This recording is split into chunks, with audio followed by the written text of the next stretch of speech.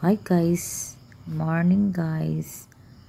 I-share ko lang itong nadaanan namin guys. Itong lugar na to, Bantuan, Buena Vista Bowl. So napansin nyo, parang wala talaga siyang bahay. Ang lawak ng lupain, pero hindi naman siya masyadong bundok talaga. Pwede mo siyang taniman ng mga kung ano-ano, mga mais, ganyan lang siguro, mga saging.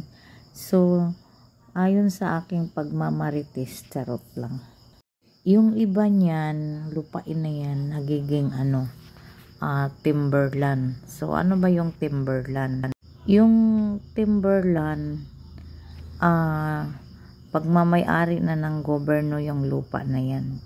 Yung iba ha, kasi ang mga dating mga may-ari niyan, siyempre wala na. Tapos wala nang nagbubuhis. So, pag wala nang nagbubuhis niyan, sa gobyerno na yan. Pero pag mayroon pang mga, halimbawa, mga apo-apo na nakatira, yung inheritance nila nga, mga kamag-anakan, so, pwede silang magtanim dyan.